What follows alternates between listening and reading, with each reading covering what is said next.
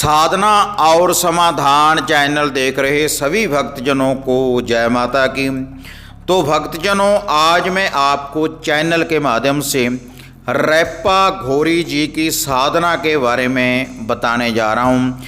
यह जो रैप्पा अघोरी जी हुए हैं, इनको शिव शंकर भोलेनाथ और माता पार्वती जी ने अमर कर दिया था और इनको नाम दिया था रैप्पा अघोरी का। और रैप्पा अघोरी की मैं आपको साधना बताने जा रहा हूँ। अगर आप इस साधना को करेंगे जिस विधि के अनुसार मैं आपको बताऊँगा, तो जो भी इस संसार में आपका कोई शत्रु है, जो भी आपके घर परिवार के ऊपर या आपके शरीर के ऊपर कोई इल्म से वार कर रहा है, तो पूर्ण रूप से आपके शत्रु का विनाश करेगी यह जो साधना है। और जो भी आपके घर परिवार के ऊपर कोई बुरा इल्म लगा हुआ है, तो पूर्ण रूप से उस इल्म को बांधने के बाद आपके शत्रु को भी बांधेगी और जो आपका कोई बुरा कर रहा है उसके इल्म को भी बांधेगी। यह जो साधना है, अगर आपने इसका प्रत्यक्षीकरण कर लिया, लेकिन ये जो साधना है पूर्ण रूप से अघोर के रूप में ही आपने ये साधना करनी है। तामसिक भोग प्रसाद ही आपने इस साधना में देना है, क्योंकि जब शिव शंकर भोलेनाथ जी ने इसको अमर किया था, एक तोते को अमर किया था, तो उस तोते के शरीर में से जो भी उसका पिंजर था उसमें से रक्त रात बह रही थी, इसलिए इसका नाम रखा गया है रैप्पा अघोरी। उसी रैप्पा अघोरी की ये साधना है जिसके बारे में मैं आपको बताने जा रहा हूँ।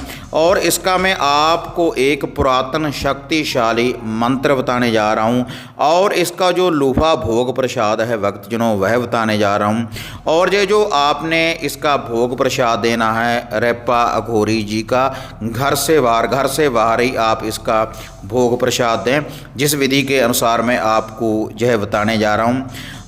तो इसके लिए आपने एक लेनी है शराब की बोतल, और 2 आपने मुर्गी के लेने हैं अंडे, और 2 आपने लेने हैं बेसन वाले लड्डू, और 2 आपने लेने हैं लौंग, और 1 लेना है आपने कड़वा पान, और 2 आपने लेनी है सिगरेट, और 1 लेना है आपने सरसों के तेल का दिया। अगर आप गद्दी का काम करते हैं, भगताई का काम करते हैं, अगर आपके घर में तामसिक भोग प्रसाद लगता है, तब आप ये जो भोग प्रसाद है आप अपनी गद्दी के ऊपर भी दे सकते हैं, वरना आप इस भोग प्रसाद को बाहर भी दे सकते हैं। आप शमशान भूमि में दे सकते हैं, नदी के किनारे आप इस भोग प्रसाद को दे सकते हैं, किसी खुले कलर मैदान में आप इस भोग प्रसाद को दे सकते हैं, जहाँ पर हड्डा रोड़ी हो वहाँ पर भी आप इस भोग प्रसाद को दे सकते हैं।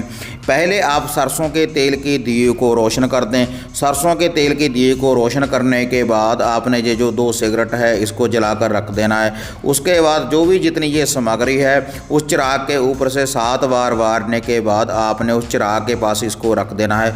और ये जो शराब की बोतल है इसकी आपने धार दे देनी है रैप्पा अघोरी जी का नाम लेकर। और ये जो साधना होगी पूर्ण रूप से 41 दिन की, 41 दिन आपने ये साधना करनी है।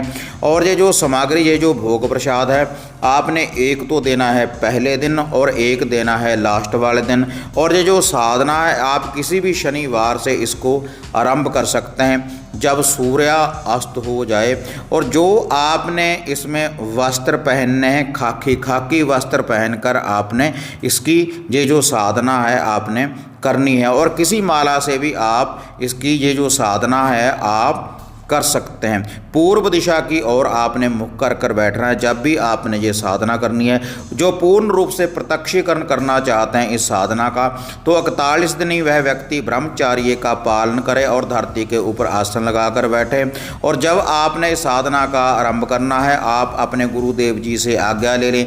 गणेश जी का ध्यान धरते हुए, धरती माता का ध्यान धरते हुए, जो भी आपके पूर्वज हैं, जो भी आपके पितर हैं, एक दिन पहले आप उनका समस्त भोग प्रसाद देने के के बाद आप इस साधना के ऊपर बैठ सकते हैं। तो शनिवार वाले दिन आप रैपा घोरी जी का जो सारा भोग प्रसाद है जो आपने बाहर देना है, उसको देने के बाद आप अपने घर में आएँ और घर में आने के बाद आप एक एकांत कमरे में रैपा घोरी जी के नाम का एक दिया रोशन करें। दिया रोशन करने के बाद एक जल का कमंडल उसके पास रखें और 2 आपने नित्य ही बेसन वाले लड्डू लेने हैं। 2 बेसन वाले लड्डू लेने के बाद उस चिराग के ऊपर से आप 7 बार वारें और अपने सर के ऊपर से 7 बार वारने के बाद उसी चिराग के पास आपने इनको रख देना है और उसके बाद 5 माला का आपने जाप करना है। जो मैं आपको अब ये जो शावर मंत्र है रैपा घोरी जी को हाजिर करने का, ये जो मैं आपको यह मंत्र बताने जा रहा हूँ, इसकी 5 माला का नित्य ही आपने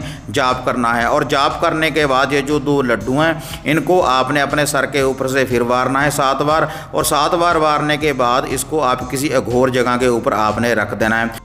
आप रूढ़ी के ऊपर ये जो 2 लड्डू हैं आप इनको रख सकते हैं नित्य ही। और ये जो साधना करनी है आपने जब सूर्य अस्त हो जाए, खाकी ही आपका आसन होना चाहिए और खाकी ही आपके वस्त्र होने चाहिए जब आपने ये साधना करनी है। तो अब मैं आपको ये जो मंत्र है, ये जो शावर मंत्र है रैपा घोरी जी को हाजिर करने का, अब मैं आपको ये बताने जा रहा हूँ, जिसकी 5 माला का नित्य कर्म अनुसार आपने जाप करना है। वाल्मीकि के हाथ में डोरू, शिव पार्वती का कड़ा, रक्त रात तोते का पिंजरा, रैपा घोरी हाजिर खड़ा, शत्रु और बुरी शक्ति बांधे तेरे इल्म की डोरी, जहाँ बुलाऊं हाजिर होना, जय हो रैपा घोरी। जय भक्तजनों, रैपा घोरी जी का शावर मंत्र है, इसकी नित्य ही आपने 5 माला का जाप करना है। तो जो भी आपका शत्रु होगा, जो भी कोई बुरा इल्म होगा, उसको पूर्ण रूप से बंधन में ले लेगा यह जो शावर मंत्र है और रैपे घोरी जी की जो शक्ति है।